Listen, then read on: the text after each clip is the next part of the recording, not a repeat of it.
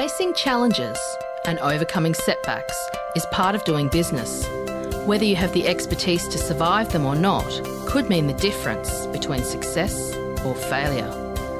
Welcome to We Are Women, featuring revealing conversations that provide invaluable insights into the success secrets of female masterminds. A must listen for every entrepreneurial woman. Now here's your host, Janine Vosper. Hi, Yanika Vosper here, and welcome to this conversation, this episode on the We Are Women podcast. Today, I have Yolanda Alvares with me. Now, Yolanda is a mum, a speaker, an author, an empowered parenting mentor. Yolanda is not your average parenting expert. She's living proof that you can navigate high emotions, high expectations, and a busy family life while raising two incredible daughters and running two businesses. And for all the mums out there, or the people that are thinking that of being mums in the future, I think this is going to be really valuable to know that you're just not being busy all the time, but how to sort of have that balance, which is going to be an enjoyable conversation. I've got a lot of questions to ask. As the founder of Empowered Parenting and author of Abundant Motherhood, Empowering Mums to Empower Their Kids, Yolanda collaborated with her daughters, Yanika and Jonelle, who co-authored the book. It's very different, to share their unique perspectives.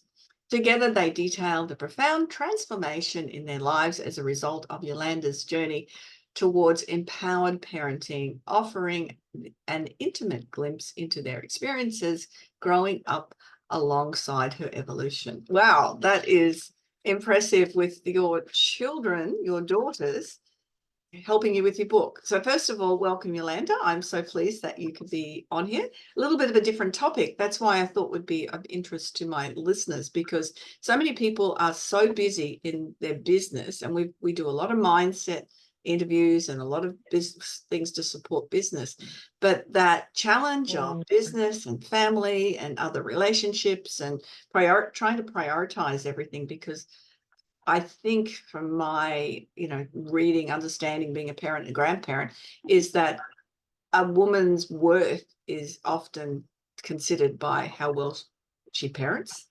I think that's I know. I was reading some stuff with Brené Brown, and it was. That's the first time I've heard that, but that can be true. I can see how that might be true.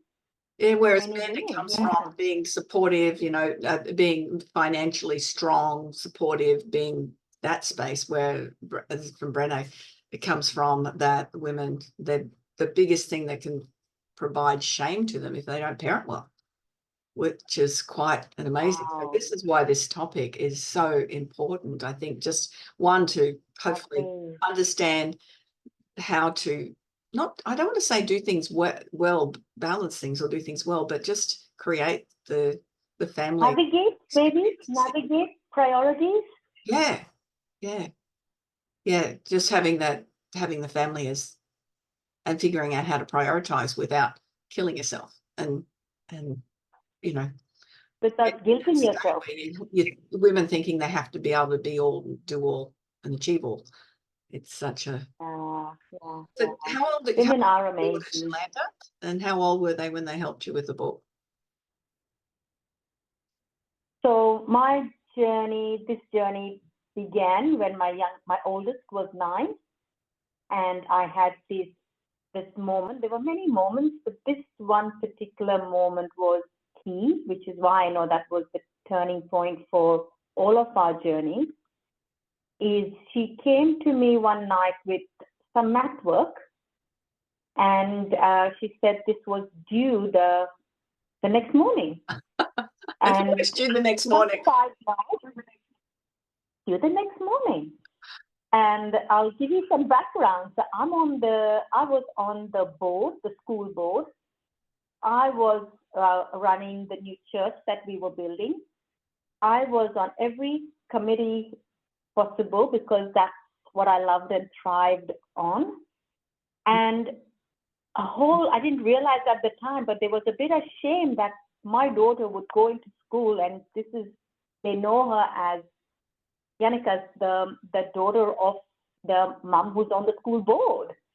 And so I didn't realize it at the time, but my response to her came with so much of emotion-filled response. Mind you, I did say, all right, let's have a look and see how much you already know. So I kind of assessed whether there was even the possibility that we could submit this in the morning. And this was 9 p.m. at night when it was past her bedtime already. And of course, she had no idea. And at that moment, as they may say, hell broke loose. And the words that came out of my voice, the rage and anger in my body for multiple reasons. This is not the time you bring it to me.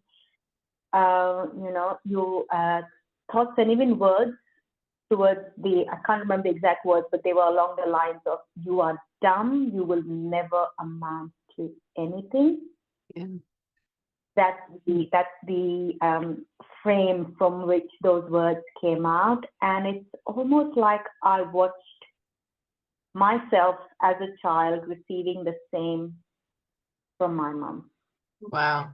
And I had a glimpse of, and that was the impact of my own childhood, and I was giving to her what I absolutely detested in my own childhood. And the other thing that became really aware to me, that what I was projecting to her, the you are not worthy, was really me striving to be worthy, to be seen as worthy, which is why I was involved and so many things. I had this glimpse of, far out, this is me, this is my pain that I am projecting on her. And I almost instantly recognized that my mom had been doing the same. Yeah, it's so interesting, isn't it? And I think a lot of mums listening can identify with that and hear their mother's voice when they're berating their children, or their mother's voice when they're arguing with their husband, or that just it's a real wake-up call, isn't it? And it is part of that.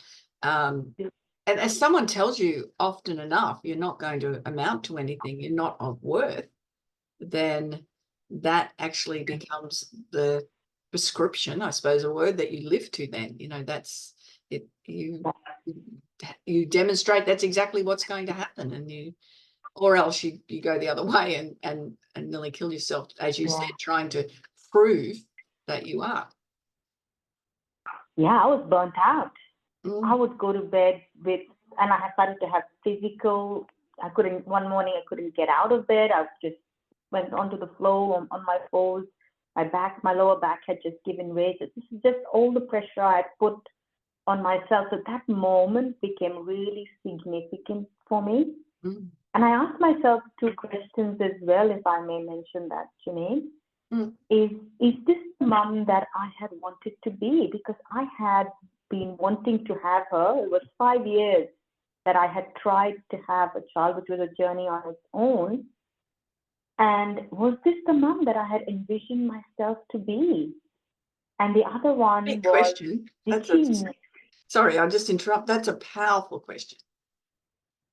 Oh, thank you. Yeah, I thought it felt that way at that time. Yeah. And the next question was, did she have any clue how much I actually loved her and how important she was to me?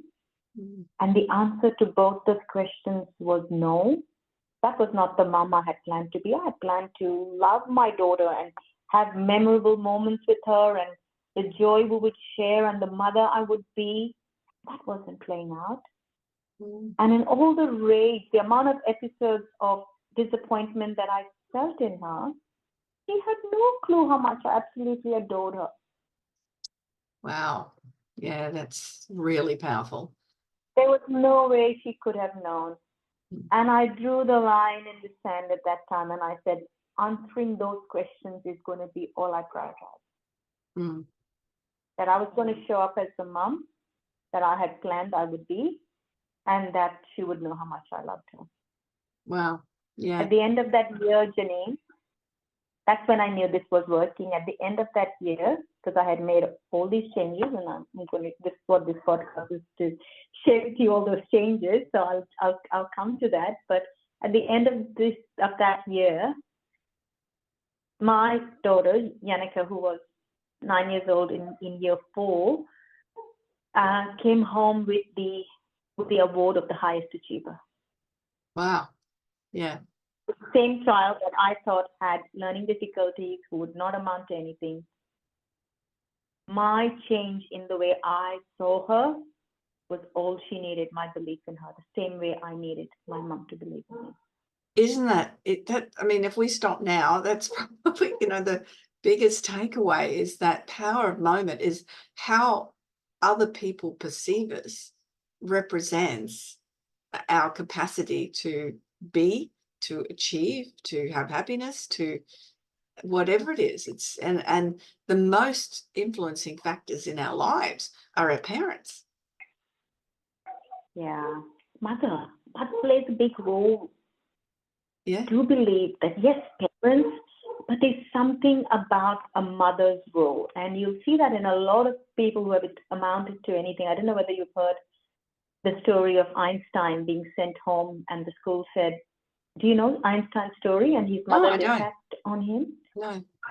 So he was sent home with a note that he couldn't even read because he was that challenged in school. And he said, Mom, can you read this note, because my school has sent this to you and have said I am not welcome back in the school, that I've been expelled.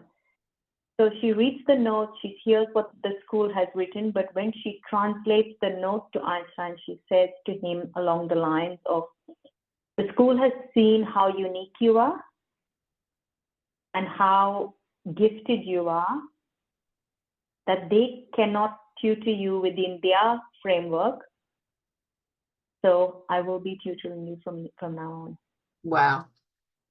And it was after he had passed away, after she had passed away, many, many, many years, when Einstein had become Einstein, that he opens up her drawer, clears her stuff, and sees the actual letter. And it was nothing but, your son is not worthy of anything. He is not fit for school. We do not take the responsibility of this kind of a child who will not amount to anything. That's what that letter actually said. Wow. And that, so telling, isn't it? And can you imagine if we didn't have the great mind of Einstein? Because, yes, because of that sense of belief, lack of belief in self. And the belief in the mum in her child. Yeah. Yeah, that's quite. And that's what became my journey at that point. I wanted to climb every mountain and say to the mums who were trying their best in areas to support their child, and they were focusing on the child. And my message was, focus on you. You become the best version of you. The child only models you. If you're burnt out and you are run down in trying to support your child, you're not giving them, all they hear from you, from that language, is you're not good enough. That's why I need to make you better. Yeah. If you bring that back to yourself and become the best version of yourself, your child will only model their mom, they model who you are, and you become the happiest person. And one of the things that I always challenge people on, Yolanda, is their own self-talk. They'll go, oh, I'm such a fool. I'm such a, they'll continue to put themselves down. There's something will go wrong. And I actually don't even like saying what people say to themselves, because I don't want to bring that into my space. But my granddaughter is 9 next week, and she was doing something, and she said something along those lines. I'm such a whatever. And I said, would you say that to a friend? And she said, oh no, that wouldn't be very kind. And I said, so now you need to learn not to say it to yourself, because it's not kind to yourself either. And it's because it is. It's if you hear it, then you'll believe it. And if you say it to yourself, it's even impacts even more, because it becomes part of your ownership. So as a mum, you need to shift from that negative speak yourself into the positive speak, because that becomes believable within you, as well as what you're passing on to your children, doesn't it? That's right. That's right.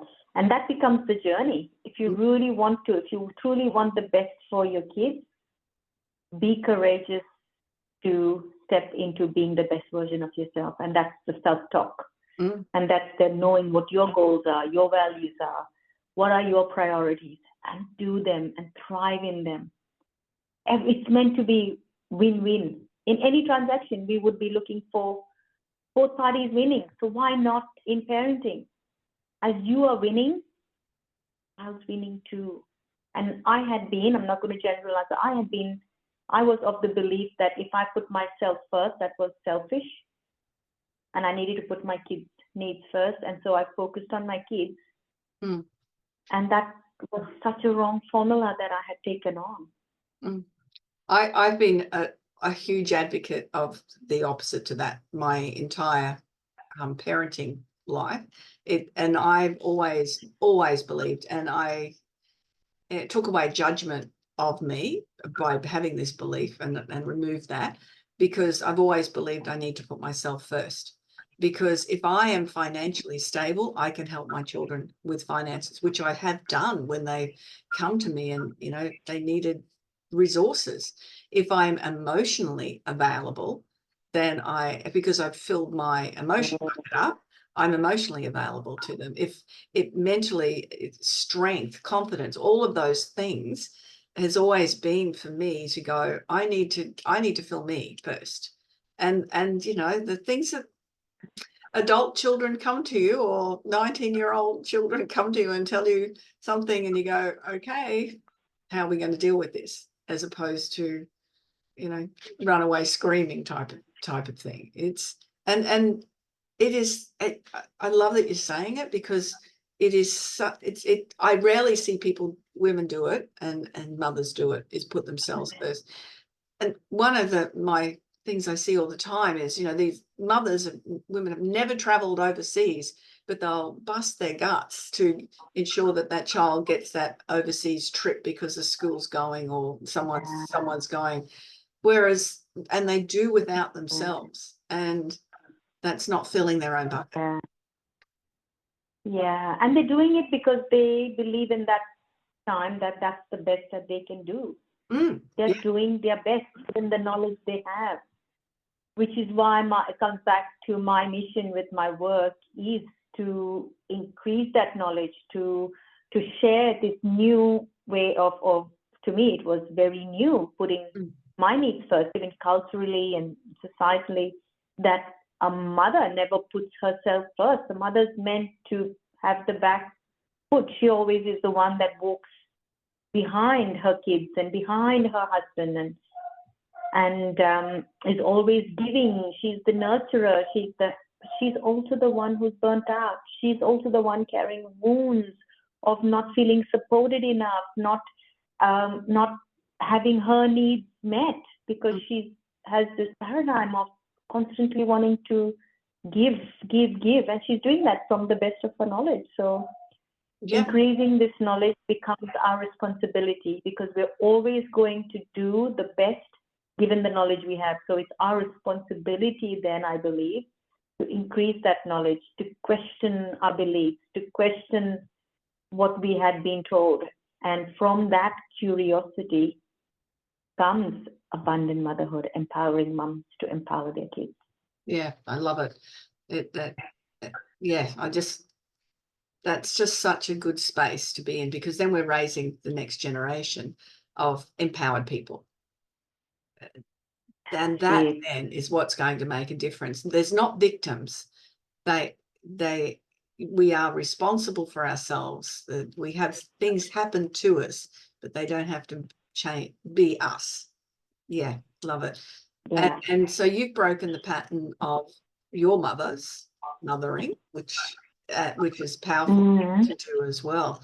So how did you go about? How old are your daughters now? Just as a question.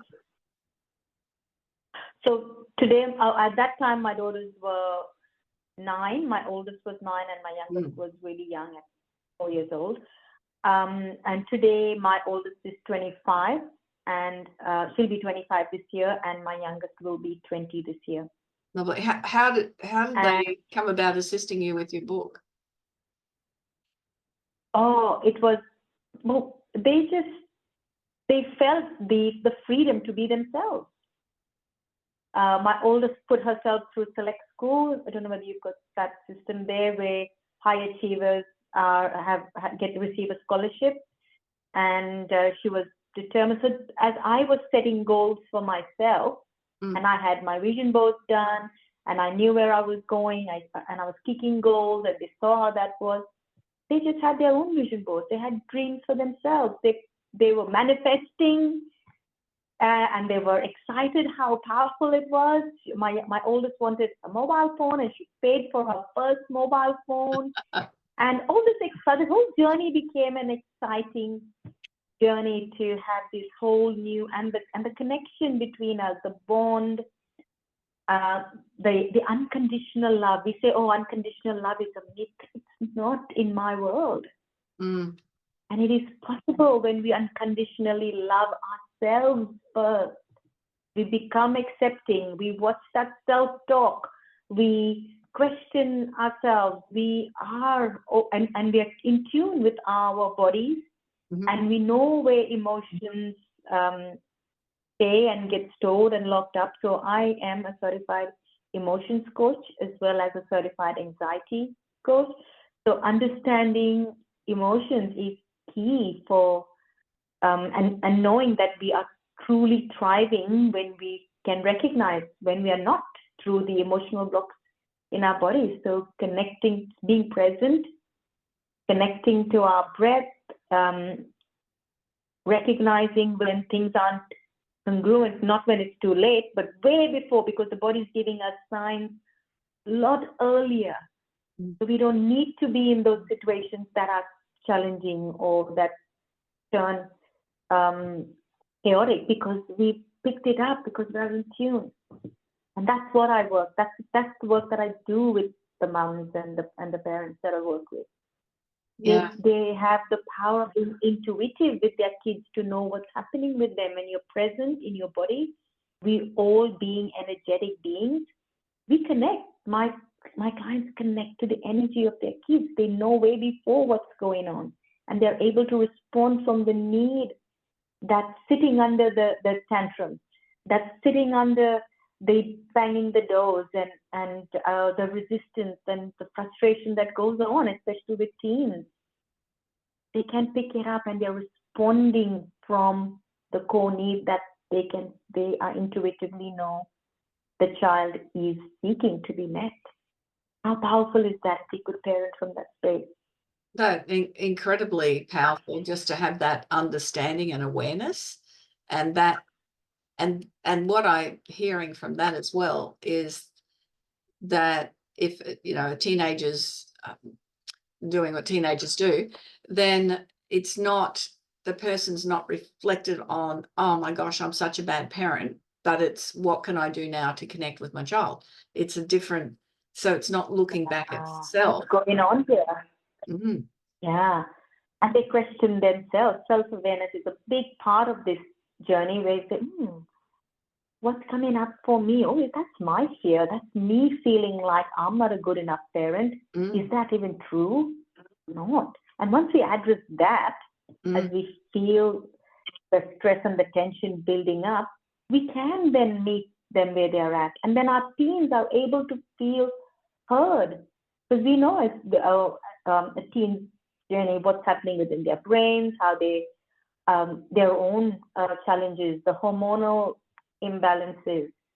And this is something that I picked up, that a lot of us women, by the time we are raising teens, they're also going through menopause.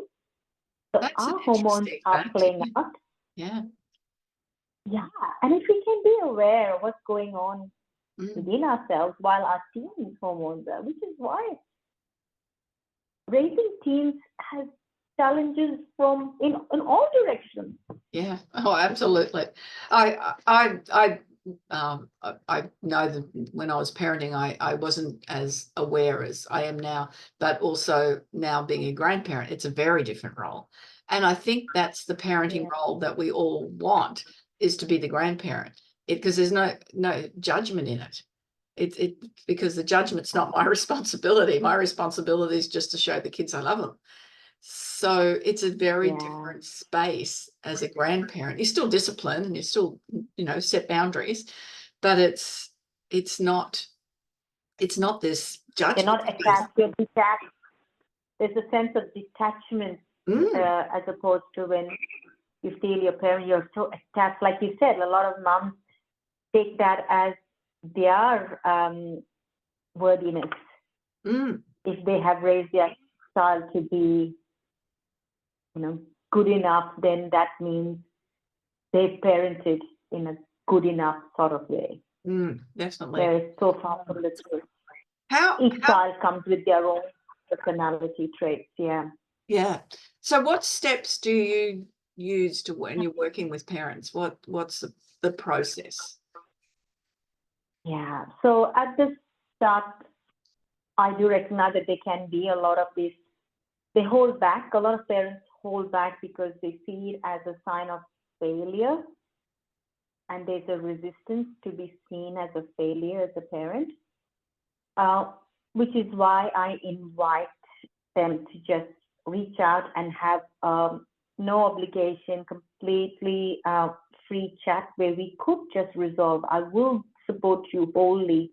It's not, my intention is that it's not about telling you something, it's about serving you, because the fact that you are paths crossed, like even people listening in to this podcast, there's no coincidence, I don't believe. So as much as they show up, I show up in service. So the first step on this process is reaching out, making that connection and being open and curious to what is possible for me in my relationship with my child. So that's step one, where you get an idea. It's like you start to put on a new set of glasses and you realize all of this programming that society has. Oh, teenagers are always challenging and they roll their eyes, and that it's completely accepted that your teen is going to be challenging. BS. Do not subscribe to that. It's the best time to be building connection with your child, lifelong connection. Because if you are able to hold space for them at that time when they are the most confused about their very existence, the support and trust that they build in you and in themselves lasts a lifetime. So watch where we subscribe to society's stories about teenagers being difficult, especially that statement.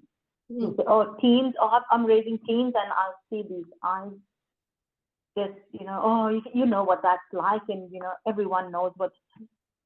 I'll straight up say, no, what is it like?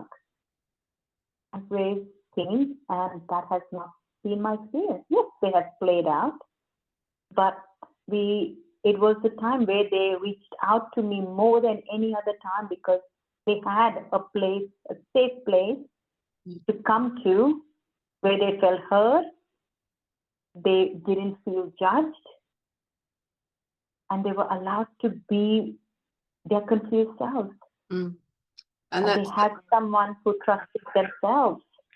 And that's a really, great to have that safe space. I think we all need a safe space, whatever that looks like for anybody. Yeah. One of the things that I see a lot with parents, more so in this generation than in mine, is that parents want to be liked by their kids, and they fail to set boundaries, and the word no is not part of their vocabulary. Usually it's Yeah. Yeah. So they're taking, so it's great to be liked by your kids, but what part are you taking to be liked by your kids? Yeah. I say, how much do you like yourself? Because we can only give what we give ourselves. So the parent's journey becomes making peace with themselves first. Mm. So self-love. So when we are seeking for our child to approve us, there is an element of we are not approving ourselves, and we need that from our child. Yes. Now that's certainly something for food for thought for the listeners, isn't it? It's that approval and liking of self. I mean, that is Yeah, parents such a strong struggle. thing to do. Yeah. Yeah, the struggle really is then they're seeking approval from their child, and when they are not receiving it from them, Yeah. they are projecting their own disappointment on with themselves onto their child. Yeah. Yeah. And the lifelong ramifications of that. It's for both the parent and child is really significant. And then that sort of leads into the more so that reactive parent, the lack of controlling emotions like you were when your daughter was 9. You haven't done your homework and you're failing in this. How does that look for me? How does it, that you're coming back to yourself, but not even that. It's just this, if children do something wrong and that flare up of emotion, I mean, how do you manage that? So a lot of parents come across saying, will come to me and say, oh, Yolanda, that's really hard to do. I need my child to be fixed now. They are struggling right now. This whole journey of me getting to know myself and self-awareness is too hard. And which is why, if I may share, I have created a 12-week program where I say you shortcut 12 years of work, which is what I believe it took me to really figure all this out. That's the beauty of coaches. That's absolutely, no matter what it is with coaches, I've been doing this for 30 years. So if I can shortcut your getting to your goals and achieving it, it makes a lot of sense than trying to persevere and do things yourself. You need to work with people who know those shortcuts. It's so important. Yeah, they figured it out. They packaged it for you. They've taken you on a journey. Yeah. So that process then becomes the 12-week process that I take them on this self-awareness while we are building their own self-awareness. Mm-hmm. I'm holding their hands with how to respond to your child, and this is where that's coming from, and to put on this new set of glasses on the parent, and it shifts the energy in the home almost instantly. One of the models that I use is the TEAR model, and that gets parents in the mindset to recognize that in every interaction, there is a TEAR happening. And I say, if you don't get this, unless you've mastered it, there's going to be tears, which is what TEAR spells. So what does it stand for? So it stands for recognizing the thought that you are holding in that time. The what? The Sorry, emotion. the thoughts. So let's say your child is playing out, or your child's sitting on the couch, and your thought is, my child is lazy, unmotivated, will amount to nothing. So you've not even said anything. You've come in the room, you've seen that. Thoughts hold energy.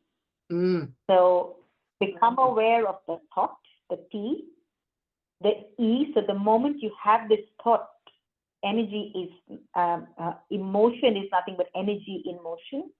Mm-hmm. So you become aware of the emotion that's coming up within you as you're thinking that thought. Yeah. And then observe or reflect back on the action that you took at that time, whereas you might have said, how long are you going to be watching TV? Or I've got dishes that, or the garbage needs to be taken out. And become aware of the action that you took from that thought and that emotion that you're feeling. Yep. And that gives you a result. Yeah. And often if you work back the result, it's disconnection. Yeah. The child is disconnected from you because they feel, even though you've not said anything too bad, you don't think, you have communicated energetically to your child. Yeah. I can see that. And that really, once you've done work through process and really understand the thoughts, if you can hold it there. Whereas if you are more reactive, then you'll go through that whole process, you'll take action and you won't necessarily reflect. So, going through that process each time would be a good reminder of, okay, that's in, and it becomes that observer. And I often talk about this in the podcast, is an outside observer into the situation. Yeah. So once you have a process like this in your toolkit, you can never go wrong. You might have been reactive in that moment, and I say kindness and compassion while you're on that 12-week journey with me, nothing but kindness and compassion to yourself first, because you have learned this over and over again. You are now rewiring and shifting your energetic presence in your home. Yeah. And it's contagious as well. Once you start to shift that and you start to take new actions from this self-reflection and the self-awareness that these processes allow you, your child inevitably does, will undoubtedly change. Yes, definitely. And I imagine, look, everything's overwhelming. As you said, you were on a whole lot of committees. There's the most women are also in the workforce. They're coming home tired. There's a sense of overwhelm. It's a process, and just not to just smash it out to everybody, isn't it? You just, especially if you feel like you're not being supported and you're not getting any help. It's one thing to say it's nice going through this, but again, it comes back to yourself and your belief, how you feel about you. But there's situations where you just go, I'm tired and I'm done. Yeah, and you'll find that you start to apply this work in all other areas as well. You'll realize that the tiredness that we feel is really from the emotional overwhelm that's stored in the body. I can do so much more now than I did 10 years ago. And I have more energy because the emotional density is no longer living in my body. No. Yeah, that's a really important factor. People say to me all the time, I don't know how you get everything done that you do.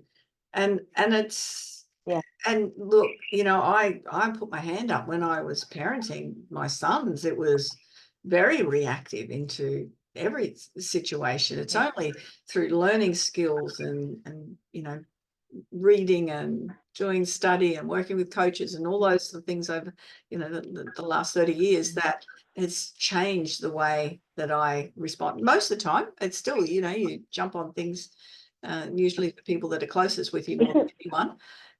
But it's certainly has changed a lot.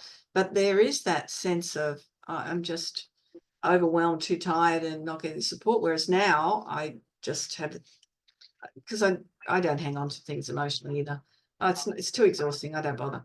So I often say I'm like a goldfish. I get to the end of the tank and I've forgotten what I was angry about or annoyed or why I'm holding anything in. Yeah, but that's growth. Some That's of the not gifts of getting older, I think. As we get older, we just don't have the capacity to hold on to. I think that's part of it, but it does release, and I don't have a lot of fears and things either. So it does release a lot of stuff so you have energy. Yes. Yeah. Yes. And people in business, like you said, you speak to a lot of women in business. And if they can just step back and just become the observer for how much of their energy they're giving away, focus and energy into being stressed around parenting. Mm. And once they have let that go, once they start to make sense of that, they have that much more energy to thrive in their businesses. Yeah. And the whole thing with what you're doing when you're talking about it being about you is you're not relying on your partner to be anything in particular. You're not relying on the children to behave a certain way. You're relying on yourself. Yeah. And that takes a lot of ownership, but it also means that you have a lot of control because it's about you. Yeah. So I talk about claiming back your power in parenting. That's what empowered parenting is. Claiming back your power. And that's how we claim back our power. That's the path to taking back the power. Because we only have control over ourselves, as we all know. Yeah. Yes. And if we can go up and do that work that we have control over, that's so much better energy spent than spent on trying to get the child off the couch or the child off their digital devices. Mm. Yeah.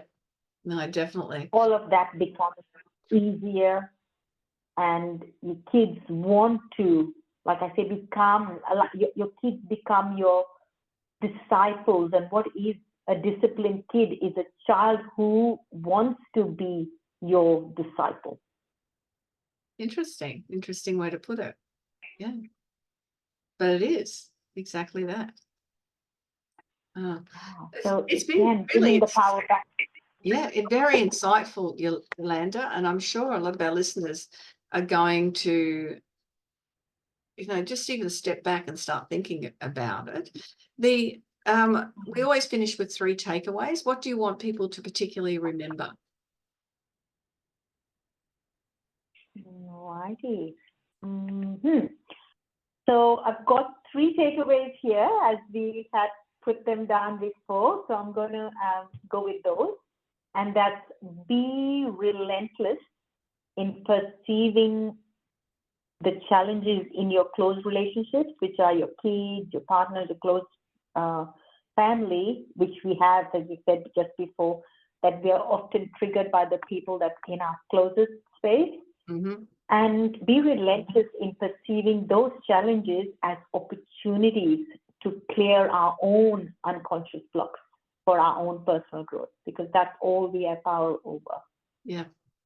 So that's the first point there. And the second takeaway is that the more we address those unconscious blocks, which are, our own fears and our own beliefs that were passed on to us, the more we can question them, the more we address them, the more aligned we become to our true self. It then allows us to be vulnerable, authentic, which, as we all know, is where the key for creating those strong relationships lies. So the less hard we are on ourselves, the more aligned and the more in tune with ourselves that we become. And that's the easiest space to be, because that's where there's nothing holding us back when we're our true self. Definitely. So addressing those becomes rare. And the third takeaway is that we're all energy beings, and the more work we do on ourselves, the lighter energetically we become, and we become an energetic match even for the business women in running businesses here. We become an energetic match to high value clients from that space. So it's never about in marketing. The first thing I do to market is check where my energetic vibration is sitting at, because that's from where I could be consciously marketing from. Yes, yeah, that's a good point, and that's a whole sort of different discussion about the energy you're putting out there and doing whatever you're doing and what you want to receive. It's incredibly powerful. I do a lot of goal setting planning, but I also do visualizations with it as well, and it just makes such a difference. It's really interesting, after Christmas and doing some overseas travel, that I need to remove a few kilos that have sort of crept on in the last few months. And so I set weekly goals, because that is better than setting it months ahead. And so I set a very specific amount that I wanted to weigh today, and I got on the scales and I was exactly that amount. So in the 100 grams, exactly that. So it is, and I sort of looked down and went, oh, that's exactly what it was. So it makes a difference when you are putting out what you wanted to receive, as to what's the capacity for that energy to come back at you, and the results to come back at you. Yeah, phenomenal. That's right. That's awesome. How do people get in touch with you, Yolanda? So I'm on Facebook, Instagram. I'm happy to share with you some links if parents and other women listening in would like to have a free chat, to put on a new set of glasses and just have an opportunity to see what else is possible. And I've got all of your details. Child. Yeah, I've got all your details in the show notes as well. So they'll be able to find all those contact details. Yeah. But the business name is Empowered Relationships. My business name is Empowered Relationships. My Facebook group is Empowered Parents Group. So the Empowered Parents Group. And I'm Empowered Parenting Coach on Instagram. Fantastic. I'm sure people can find you, and they'll find you across this. And you've obviously got videos on your YouTube channel that talks about the things we've talked about as well. I do. And of late, I'm quite excited is that my daughter has joined me. So she works with teenage kids while I work with the parents. Fantastic. So that's something a lot of teens are not a bit hesitant to work with an older person. Mm-hmm. And that's when she comes in, and she works with a lot of kids with ADHD and other special needs to become more structured and bring more motivation and routines and setting goals. So yeah, I've been really excited this year. That's a new. So besides co-authoring my book, she now works alongside me, and we've been seeing such fantastic results together. That must feel very special. That's lovely. It does. And it's shortened. We don't even need to get this work done in 12 weeks. We can achieve those results in half the time, because we're working dynamically with the parent and the child together. That's incredible. I just have to bring something up. I was watching a video the other day, and there's a lot more coming through. Actually, I was listening to a podcast and talking, because I've got a severely autistic grandson, but they were talking about the research they had done, and there were actual cases, whereas the autistic child was reading their mother's mind. Relationship is that close. The autistic child, although they couldn't speak, they were ones that could type out in tablets or something like that, or communicate some way, and they were giving responses and answers which was what the mother was thinking as to the answers. Brilliant. That's how close that parenting relationship is. On. Which is why it's so important for us as parents to recognize the energy that we bring into the space of our kids. Say, oh, I didn't say anything, but they were behaving badly, or they were very resistant and retaliant. And I say, where were you at? You don't need to say anything or do anything. The younger our kids are, and especially an autistic child, their sensory awareness. I'm getting the word, but awareness is more in tune energetically. So if the mum can master, any mum can master their energetic presence and where they are at emotionally, you don't need to say or do anything. No, it was very powerful. Thank you so much for your time and expertise today. I really enjoyed the conversation. I think it's so insightful and so incredibly valuable, because as mums, we're responsible for the next generation. Oh, absolute pleasure. I'm so grateful that for the opportunity to share my work and share the service that I offer. Very, very grateful. Thank you for reaching out, Janine. Thanks, Yolanda. And that's another conversation, another episode of the We Are Women podcast. Remember that you can reach out to Yolanda through any of the contacts on the show notes. And also, if you are struggling with anything in your life and business, to book a strategy call at janinebosper.com. And as I say every time, if I can't assist you, I have got plenty of people that I can recommend who will be the best person to be able to help you achieve the results that you want in life and in business. Have a fantastic day. I look forward to you joining me next time on the We Are Women podcast. Bye-bye, folks. So, do you feel stuck in a rut in Bye. business? Oh, very good. Visit speechperfect.com.au and download Janine's free ebook to avoid the 5 most common stumbling blocks women face in business. It's jam-packed, full of tips to overcome the barriers that could be holding you back from the success that you dream your business will be. We would love you to leave a review of today's episode and share this podcast with other women in need of entrepreneurial inspiration. Subscribe to the next episode now and join the We Are Women community.